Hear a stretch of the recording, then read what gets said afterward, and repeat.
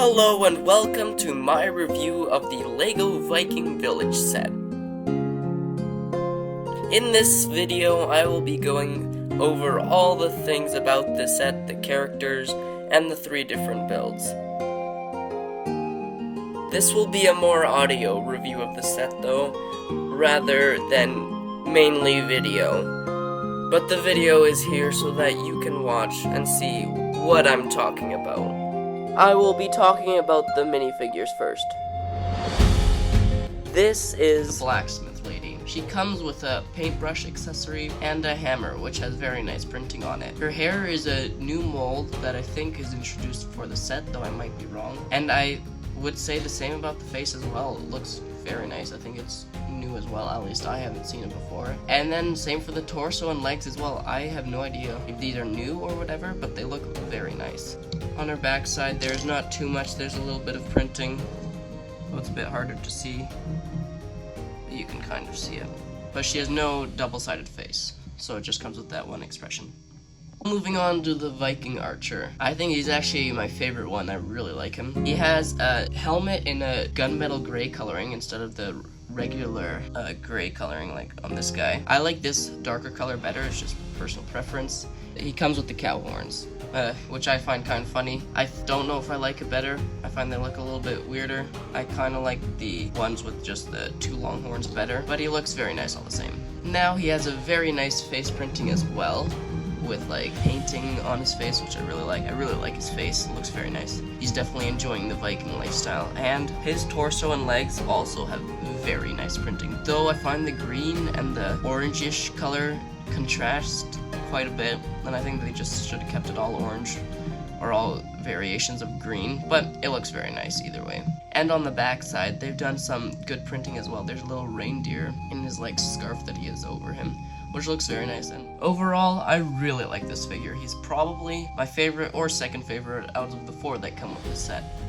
Now moving on to the Shield Maiden, at least that's what I call her. This is a very nice looking figure as well. I really like the hairpiece that is used there. It looks very nice. She comes with the hairpiece, an axe, and a very nice printed shield as well. As shield, all the 4 shields that come with the set are very nice. It has very nice printing on it. Really looks like those Viking sets. The axe is just your standard axe with the axe clip and a bar. That face I think has been used before, though I couldn't remember where. Probably in another medieval set or whatever. And that torso was also used in the previous Viking set. The Viking set 3-in-1 ship was used for this person, the other Viking hair. But it looks very nice all the same. The printing on the legs is also very nice. And overall, these figures could really be used for Lord of the Rings characters. Like, I'm already thinking, this leg and torso could really be used for some great row here. Now moving on to the chieftain of the village, my favorite character out of the 4. I really like him. He has, for accessories, another very nice printed shield, different than the one that we saw in this Shield Maiden figure. And I'm very happy to have 2 different Viking shields with different colors. It looks very nice. And with the new sword that was also introduced with the medieval blacksmith, I really like that sword as well. He also, like the archer, comes with that gunmetal gray Viking helm instead of the lighter gray helm. And unlike the archer, he comes with those longer not cow horns, but just horns. He also comes with like shoulder pads that work really nice for him, though I don't know if it fits Vikings as well, but I think they just wanted to make him stand out and above the other 4 characters. Now for the head, he actually uses the Santa head, or the head that also comes with Magisto. And the torso was also featured in a different set.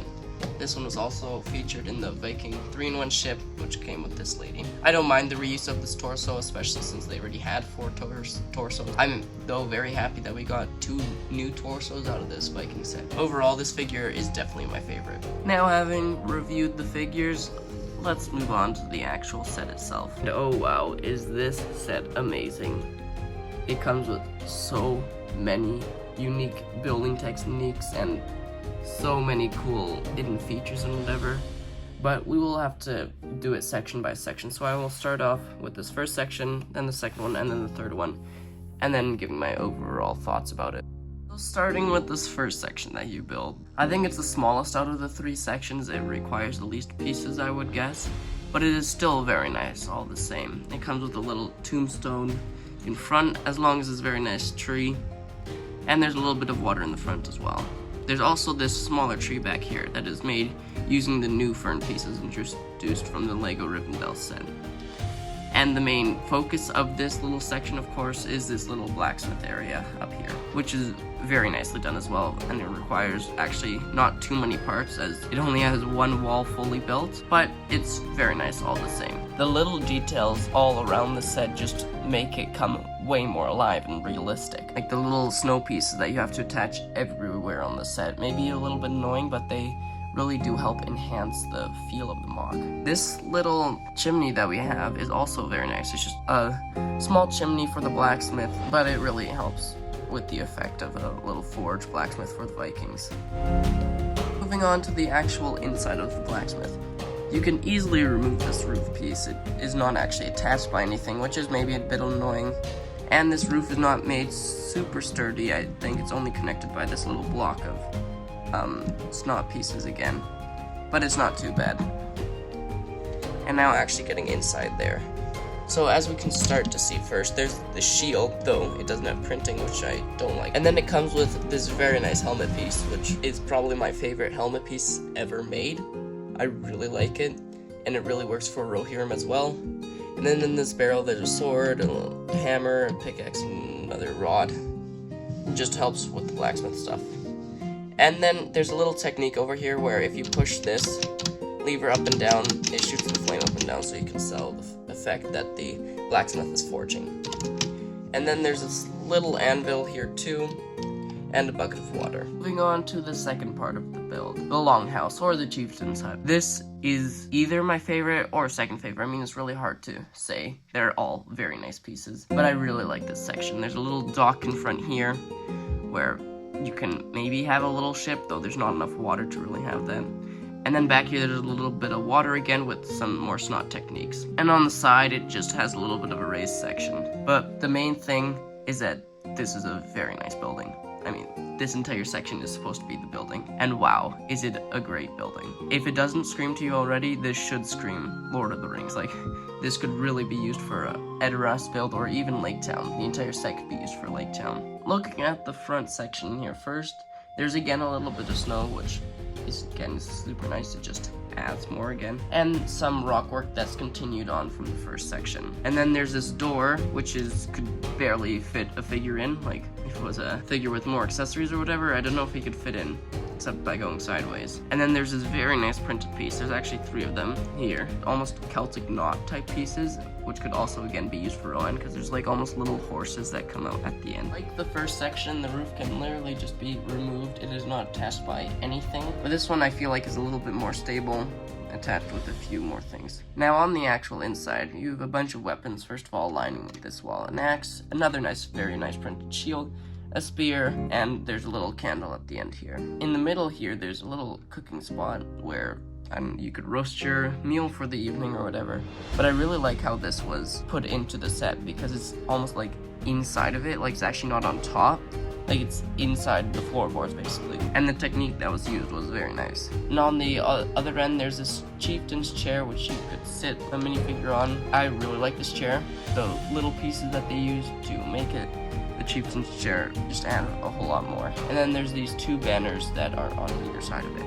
On this half, there is not too much. There's a little cup and a little chicken that you could probably roast over. And then you could think of it as the chieftain's cup over here.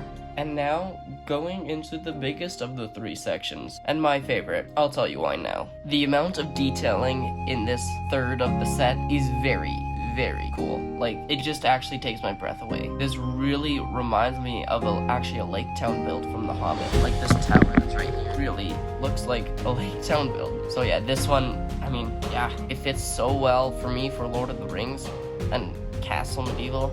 Man, I really like this set. Now let's get into a little bit more of the specific details. So starting off on the ground floor, you just have the water that's continued all the way around the entire set. And then you have the path that continues from the middle section that continues down to the back end of it. And at the back end, actually, there's a few barrels with, I don't know, beer or whatever, ale for the Vikings. And they actually come with these really cool printed pieces. I don't know if you can see it that well, but those are printed, which is nice. There are actually no stickers in this set, which, I mean, that's a big plus. I really don't like putting stickers on. And then on the side here, beside that, there's this little fishing hanging thing where you could draw your fish out, which is just another cool thing, so you could have a Viking fishing or whatever. And that's right against the watchtower there. And then on this other side here, we have a mini watchtower. You would almost say it's like a little outcrop where the archer can just go to go a little bit further. It just adds another place to put figures, I think. Like I said earlier, this entire set uses a whole lot of snot techniques, which is really nice. Like, you can see them everywhere, here, back here. It's really nice. It just makes it look more like rock work, like not symmetrical or whatever. I really like that Lego did that. And then over here, you can see there's a little cave. It's kind of hard to see it on a great lighting. Over here, there's a little bit, I would say that's copper almost, inside the mountain. And you can have one of the Vikings digging out copper to build things for the blacksmith. And then continuing on this side, there is more rock work, which is very nice again too. I mean, yeah, more snot techniques here and here, whatever. It's just really nice. Okay, now for my favorite part of the entire build, I think, and that is these steps that climb up to the tower. It actually reminds me of Rivendell a lot, the gazebo, or by the gazebo. They did kind of the same thing, but this is so cool. I love this. Where you can literally just take a guy, he doesn't really stick on it, right? But you can just put him up there. I mean, there's one spot for him to go there. But I love this. It looks just, it just looks so natural. Like that they would carve it out. And now for the actual tower structure itself. Going actually into the tower. So over here, there's a little door, and then you can come in. The one thing I don't like, and I've seen them do this before, is that there's 3 studs. It really bugs me because you can't then fit a person, because every minifigure is 4 studs long. 3 studs is just annoying. I mean, they do that. I've seen them do it before. And I mean, I don't like building in odd numbers either. Like, this is 7 studs long. Yeah, I would pick 8 or 6. But anyways, that's beside the point.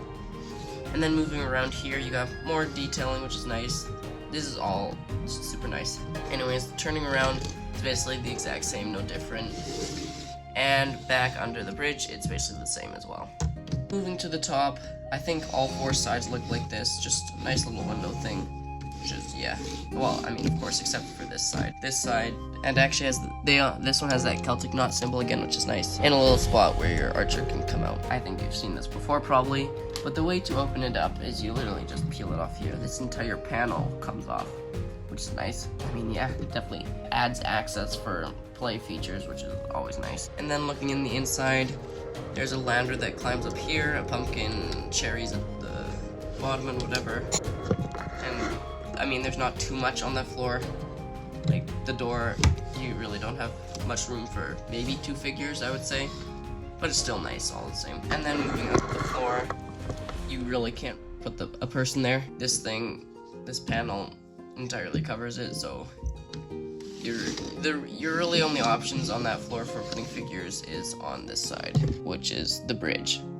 I really like the way that the bridge is built. It looks very nice. And then there's the roof. The roof is nothing really special, just more of that thatched panels that were on the middle section as well. Though it's funny, this thatching that is on this one in the middle section is different from the blacksmith section, which doesn't have those kind of straw pieces. Like here, they have all these straw pieces. Here's more flat. And I wonder why they did that. I think they should have kept it all the same, but anyways. Okay, now, overall, this is an amazing set. Like, I mean, you can see it, and you probably watched this video because you like this set. There are a few downsides, though, that I would name. First of all, that when I detach these pieces and whatever, the clips that you use to attach them, it's a bar and clip method, is kind of annoying, because then when you have to put it back together, the clips have a hard time going in. Like, I mean, as you can see now, there. I mean, it's not too bad, but it is annoying. I guess they couldn't really have made another system. I mean, I can't think of anything where what they could have done. But it works. It's just not my favorite. And then the lack of minifigures. For this Viking Village, it only comes with 4 people. It's a village, right? It's a Viking Village. I don't think it should have 4 people. I think even 1 or 2 more would have done fine. Like, if you maybe included one or two guys from the Viking ship set would have even helped. Other than that, I really don't have many downsides. The price is really good. Well, that's gonna be it. Thank you so much for watching this Viking Village review. If you did enjoy it, please like this video, and if you're not subscribed, please do it already. It would really mean a lot. Thank you for watching.